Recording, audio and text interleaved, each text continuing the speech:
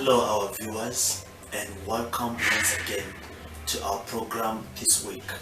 This is Holistic Wellness, brought to you by Salem Consultants, together with Madam Anne Karambo Mwangi.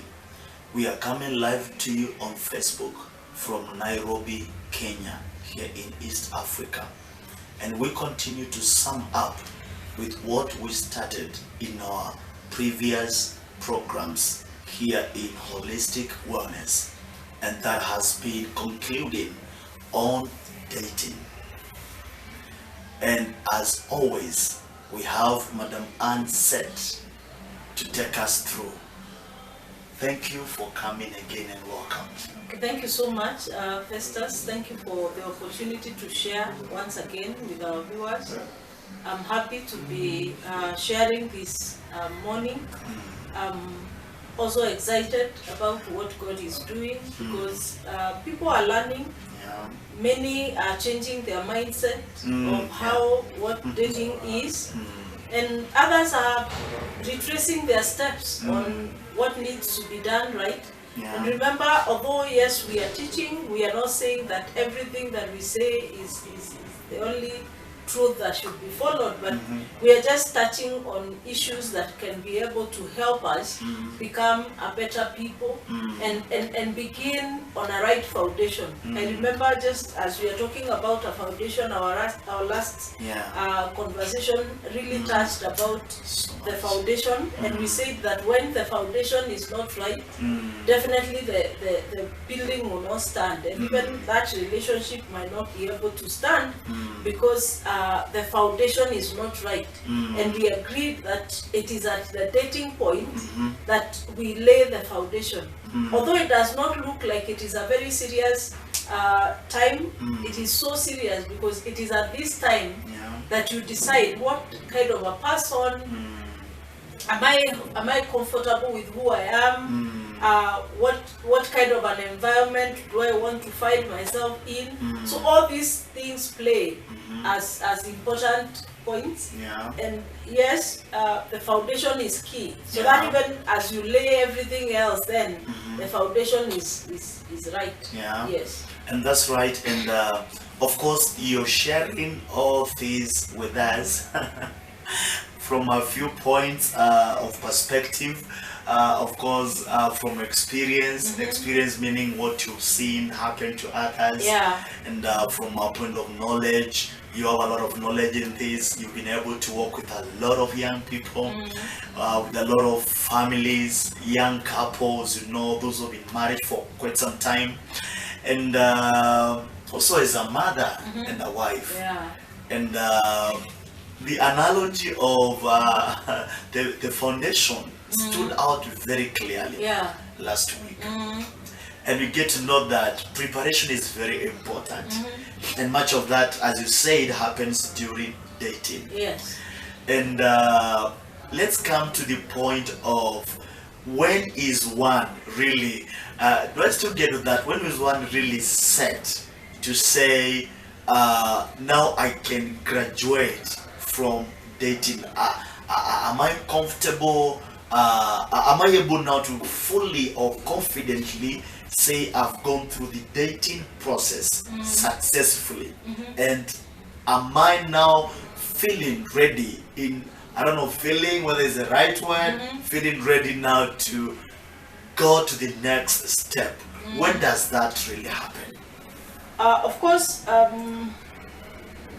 we've had all that conversation, I think, in our other sessions, and we say that one, you get to build friendship with the other person of the opposite sex. That's right. There is that point of building friendship, which is key, because remember, you want to work with this person that you know, this person that you have, you understand, this person who can be able to understand you, and this person who also can be able to, life has issues, has many things that will come. So there is no way you can be having a spouse who you don't tell your private issues, then you go giving those private matters to other people. Because I see that happening a lot, that you can open up to a friend who is out there, and those things you can't open up to your husband, definitely, or wife.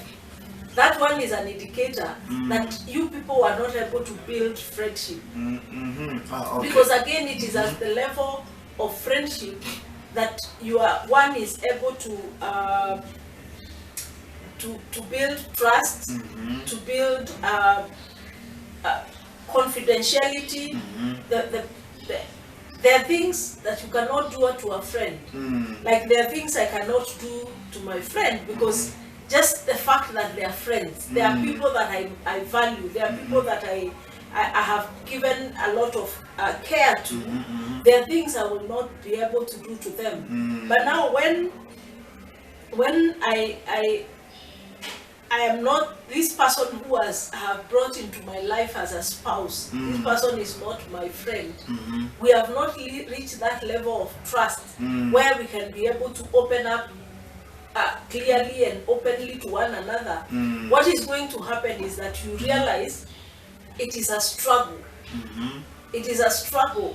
Even handling even very petty issues in the family, because the friendship aspect was not built. And even when challenges come, because challenges come in marriages, there will be challenges where maybe you're not understanding one another.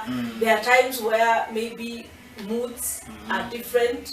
You realize your personalities again are completely different. There are things that will happen, and calamities, disaster, sickness, those things happen.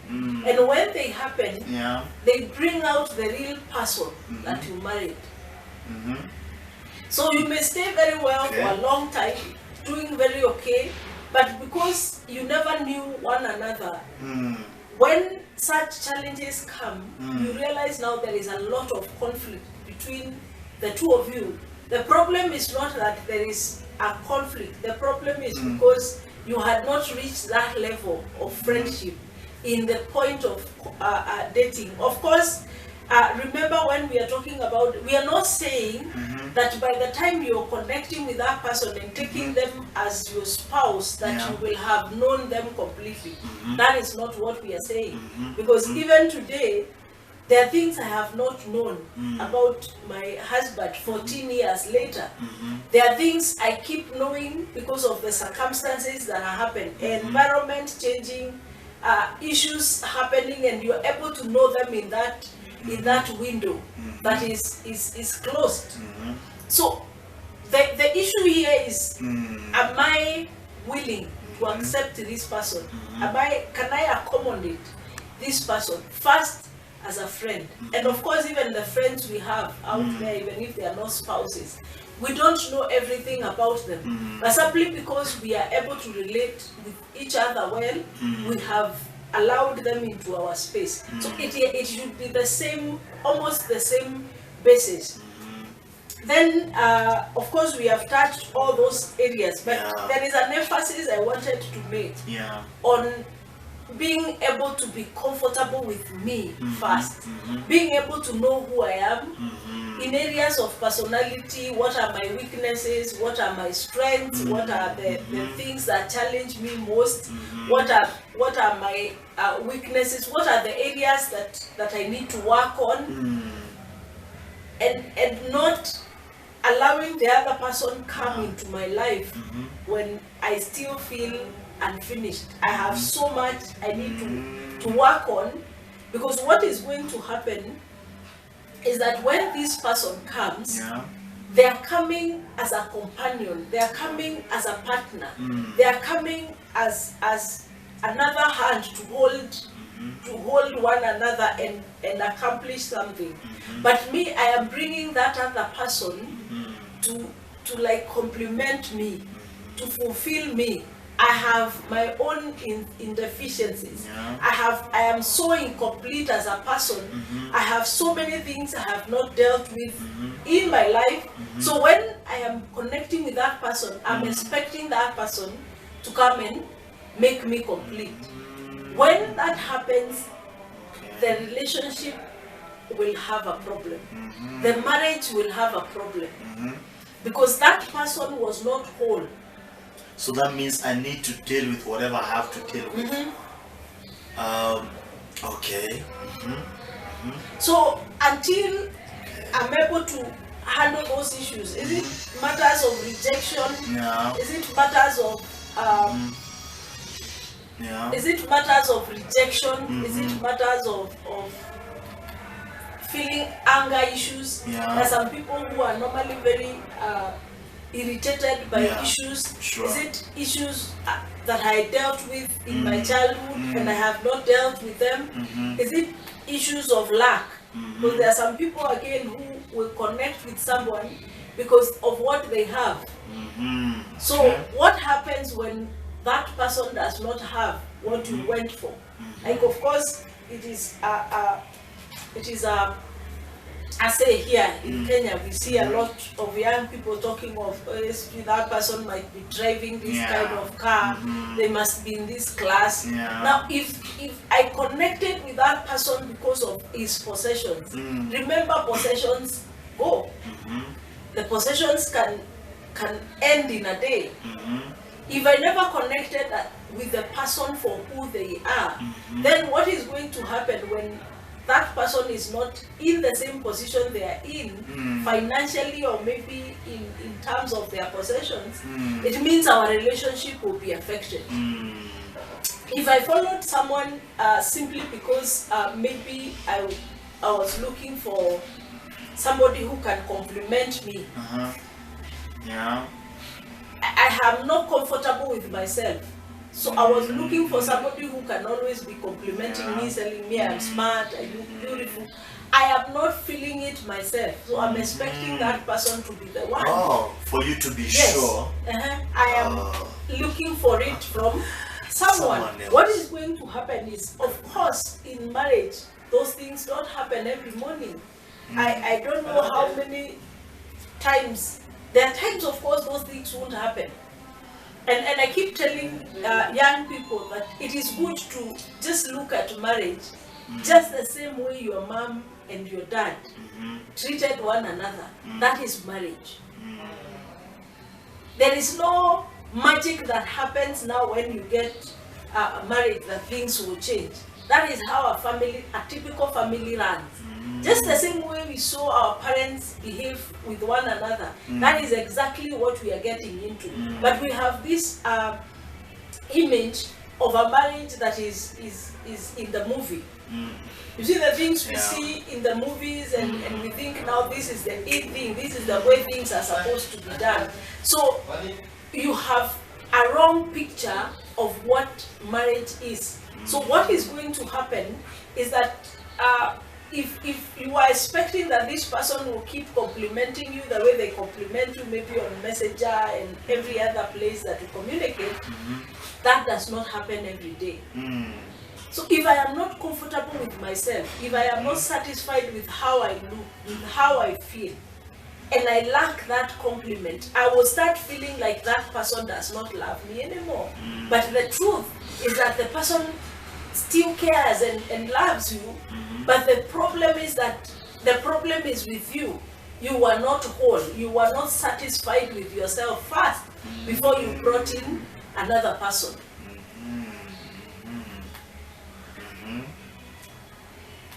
You must appreciate yourself first. You must build that trust with yourself, who you are.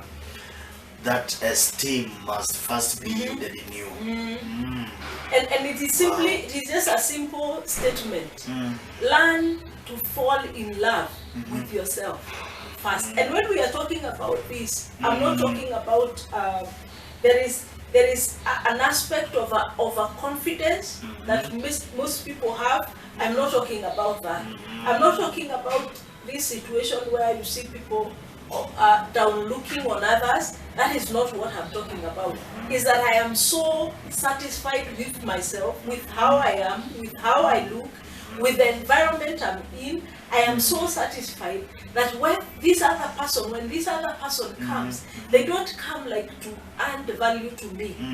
They don't come to make me who I'm supposed to be. They come to add value to what I already have.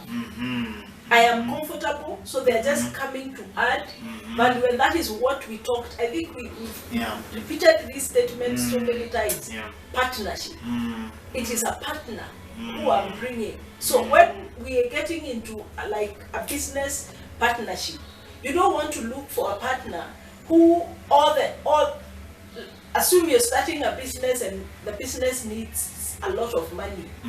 There is no way you can go get a partner who will never inject any money into the business. No, you would want a partner who, if you need 1 million Kenya shillings, maybe that person can be able to raise a certain percentage of the same. Now that is a partner.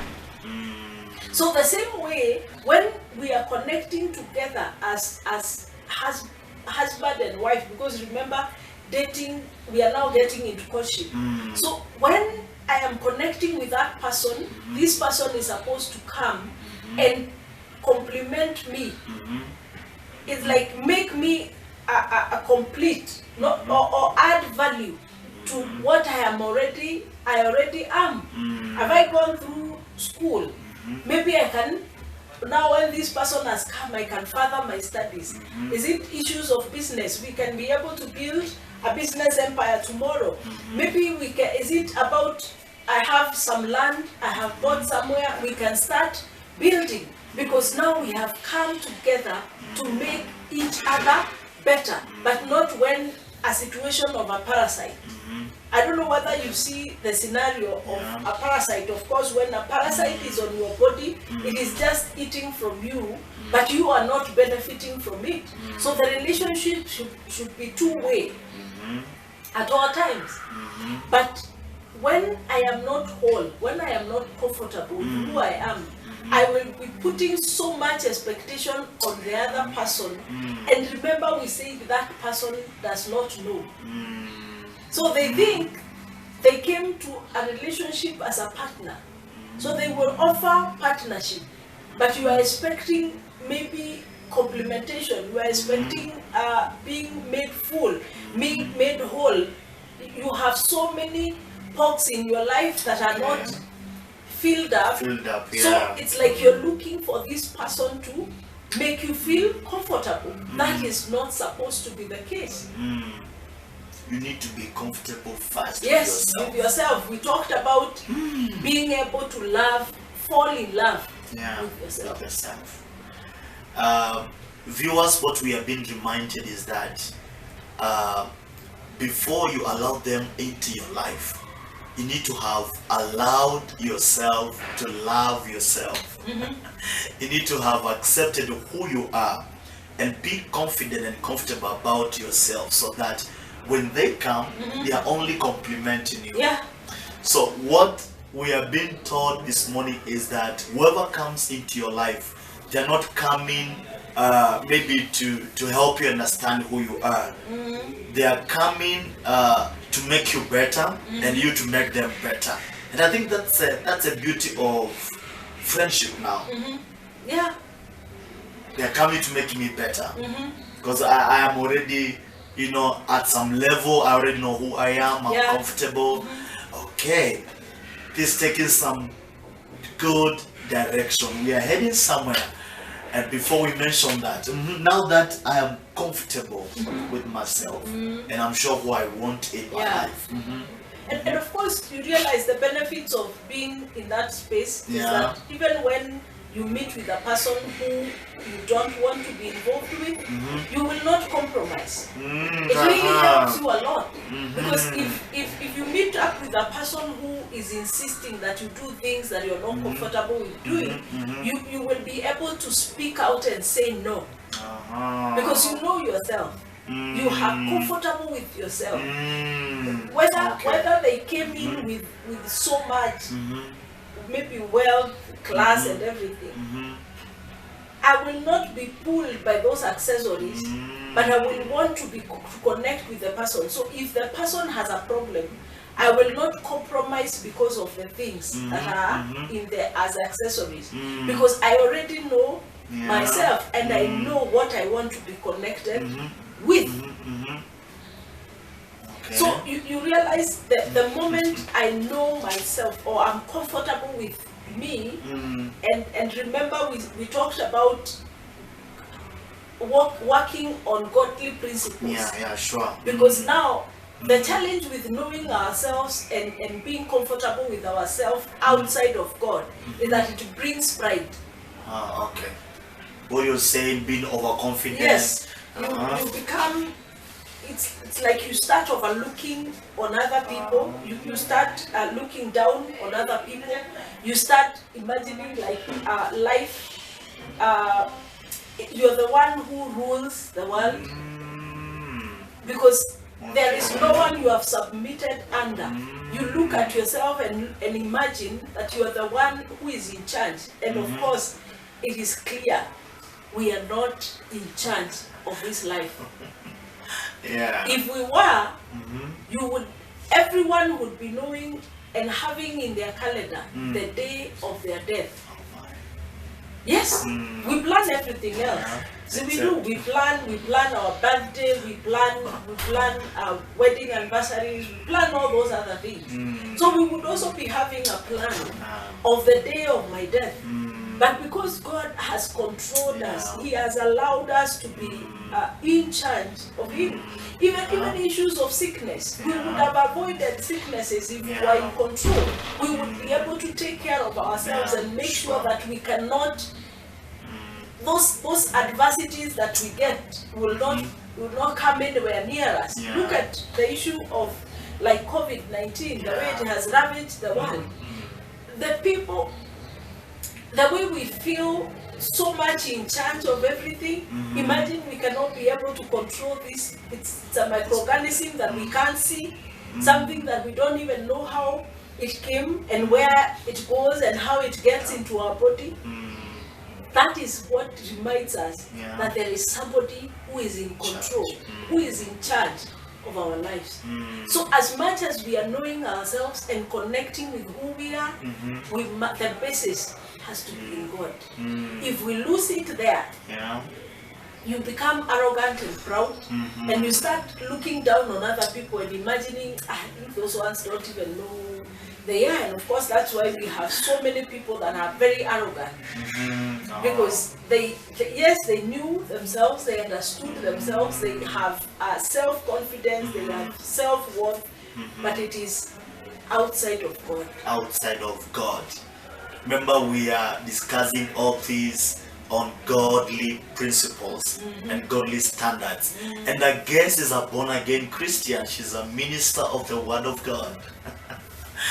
All right. Are we ready now for courtship after we have been able to accept ourselves before we allow other people to come into our lives? No, we did. We allowed people into our lives. Yeah, I was only doing an emphasis on the issue of knowing self first and being comfortable with myself. Now, we have reached this space where I have met this person, I have been able to analyze them, and I'm comfortable with who they are, and I can allow them into my space. I can now allow this person to be, I can consider them as a possible life partner. Remember, still even at the point of courtship, it is not marriage yet. So we use the terms "a possible." Yes, life partner. Looks an able life partner. Yes, it is a possible because even at the level of courtship, if you realize things are not working, it is better if you separate at that point than getting into marriage and then you start fighting there. So it is better if you can be able to, during that time of courtship, as you get to know each other, when you realize you cannot be able to stand that person, it is better separating at that level than when you've allowed so many people into your space. Remember, marriage is not about two people. Marriage is not a contract between two people. It is a contract between the husband and the wife. It is a contract between the two families. Sure. The two families have families. So that is a whole clan. Now we get to church. Oh goodness, did you hear that? the whole church. We get out of church, we go to the government. Yeah. Because the government has to give an okay that both the two of you are married. Now, anytime I hear married couples talking about this is my life, I feel offended because it is no longer your life. It's affecting so many people. Yes. Now, that's right. Even before the children come in, already that is a whole crowd. Now let us put in children. These are your dependents. You are fully responsible of their spiritual, their physical, their social, and their intellectual needs. Yeah, sure. Completely 100% responsible. So any single mess I do at the point of courtship, and I'm not able to retreat, means I have taken it into marriage.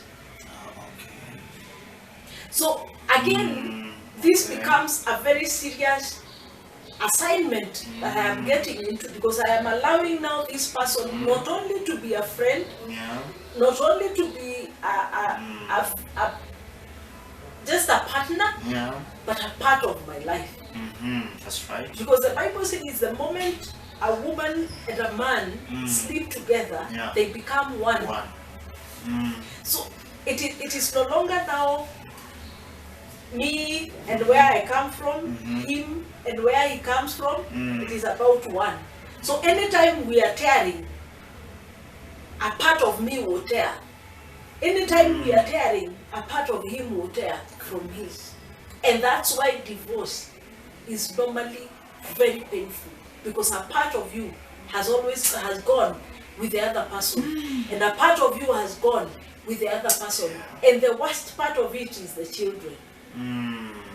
Because the children will be left in the mix. Remember, the children are 100% both of you.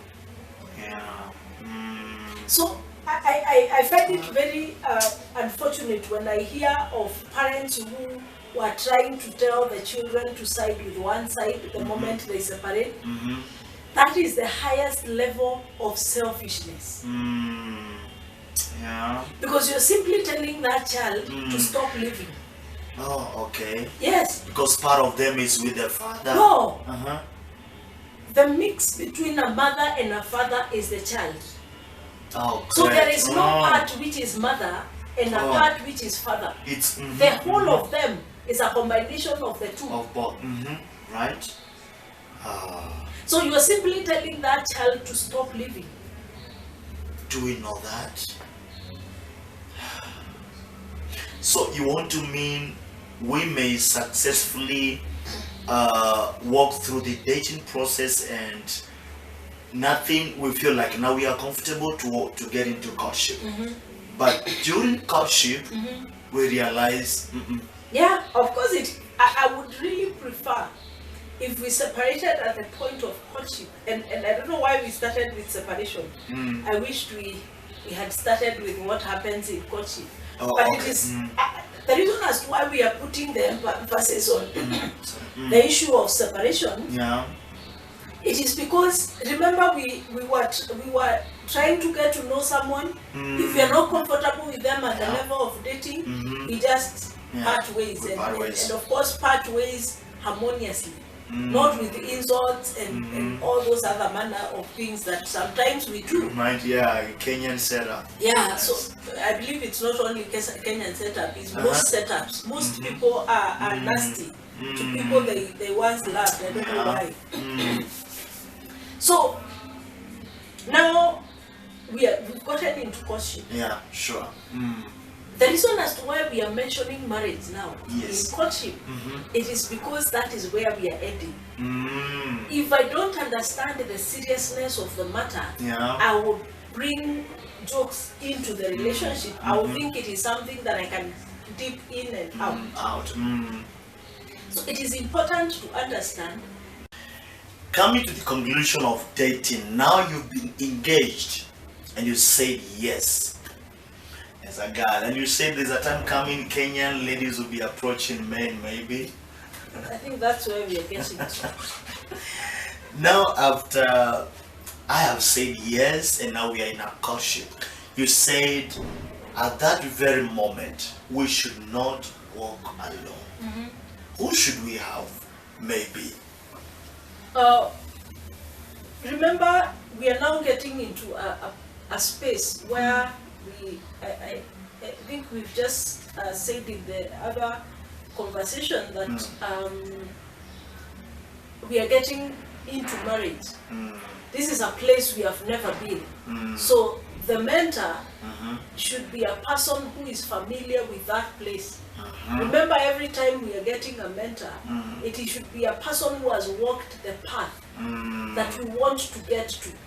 So that, because that person will easily be able to hold your hand to take you to that place, because they have already been there to that place.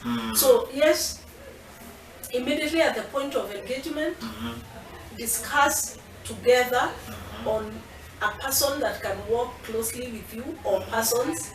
It can be a couple, it can be a pastor in church. We said even parents, depending with how close and how connected you are with them. But at this moment, we can't walk alone. Of course, remember, we were restricting at dating to start introducing so many people, because remember, there is no, at the level of dating, you've not really determined who is this person that you're taking in as a life partner.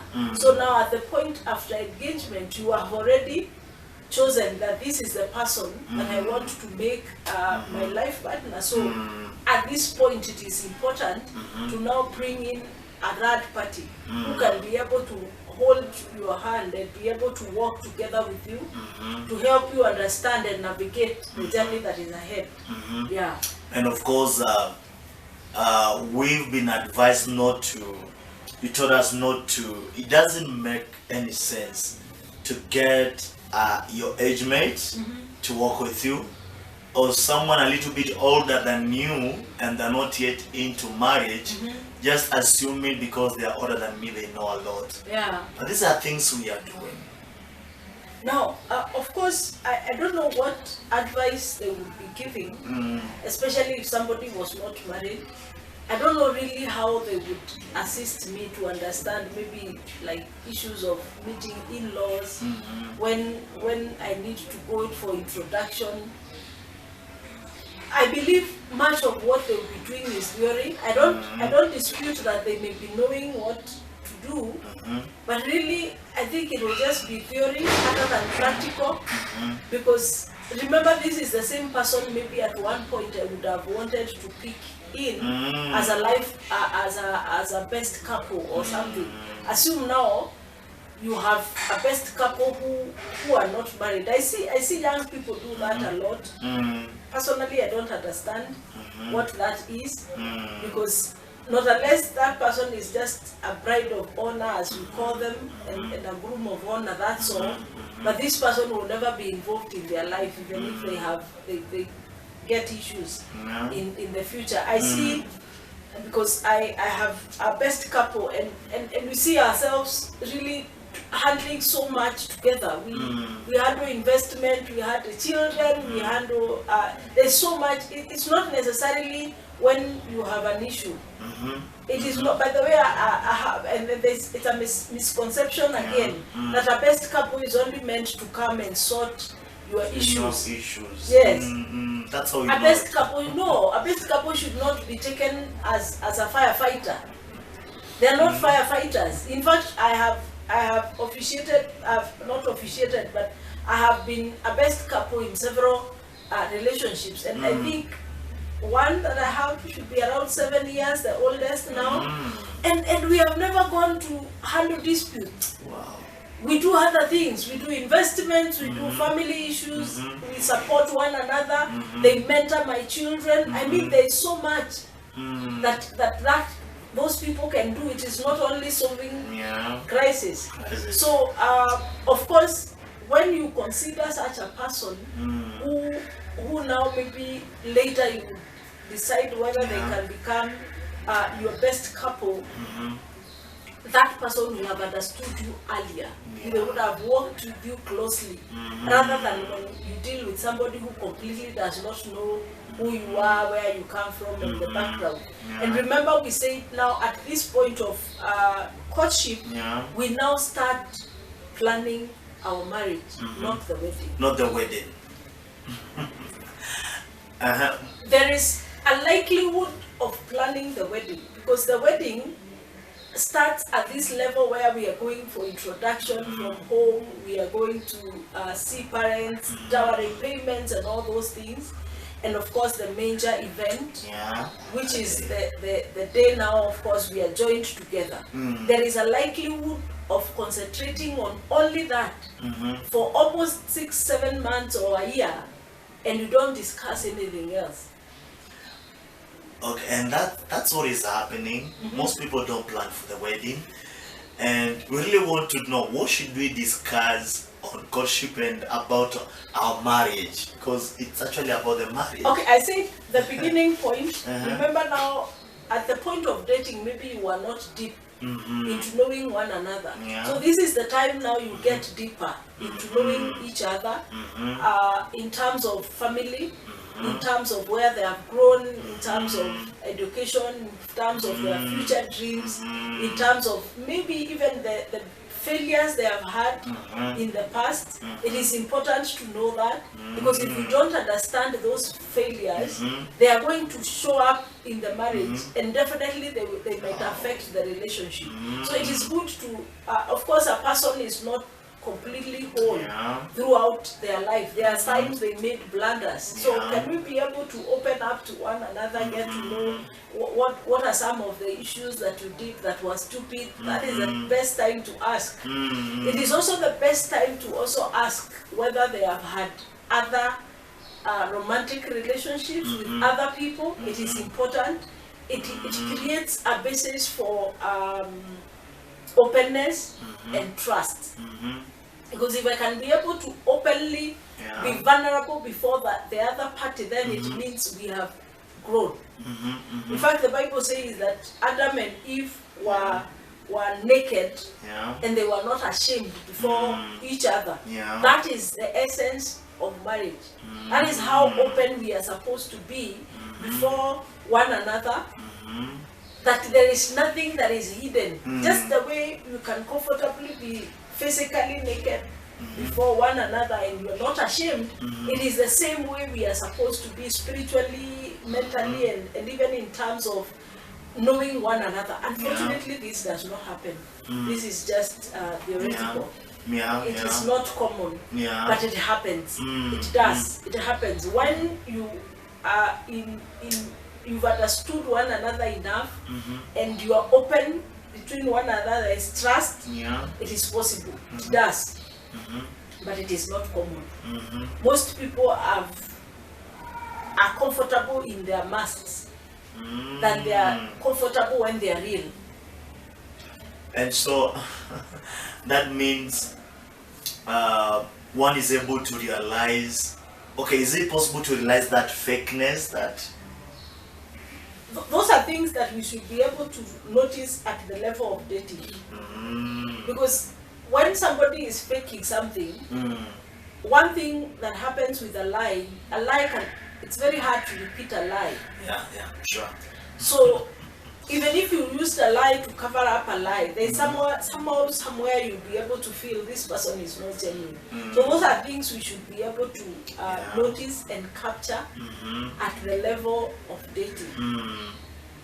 Because if we take them now to courtship, it means the likelihood of sliding them into marriage is very high. So if you're not comfortable with that fakeness, there's somebody who can be comfortable with it. If you're not comfortable with it, it's better handling it at that level. Because if you don't handle it, it will play in the marriage and it is going to affect the relationship. So of course, I said as much as possible, open up, get to know one another deeper. Remember now, this is deeper. Getting to understand their aspirations, their dreams and everything. Then now get into the families, where the person is coming from. Of course, get to know how they have interacted with the parents, if the parents are not there, how they coped with that situation, getting to deeper into knowing one another. Remember, this is at the point now you are getting joined together as one in courtship. This is not in dating. Dating, the questions are a little bit general, but now as we are getting into courtship, now it's supposed to be deeper. Get to understand one another more. So of course, get to know the brothers and sisters, get to know the family, how that environment is, and if you are not comfortable, if their culture changes, if you make grown in different cultures, it is important to understand their culture. Please don't assume it, because you will bring the culture into the marriage. Those things are not assumed. You can't assume culture. You can't assume an environment. Environments that we grow in shape who we are. So we can't assume them. And that is the mistake most of the times we do when we imagine that I'm born again, and I don't mind where they come from. That culture will find you in marriage. If you assume it now, you will find it in marriage, and it is going to affect your relationship. It is going to affect how you relate with one another. Now, there are other aspects of like age. If like your age gaps are too high and everything, those are things that you can be able to discuss at the level of courtship, so that you are comfortable with each other's age. And if the man is older, the man does not look at the woman as a baby, but looks at them as a partner. Since you have chosen me, it is because you are comfortable with who I am, but you cannot now come and try to make me a subject. You are subject. So being able to respect one another at that level, and that has to be a discussion that is supposed to be made. Because again, if we don't handle it, just that aspect of age gap being very high, one will feel like they are superior to the other. But it is not supposed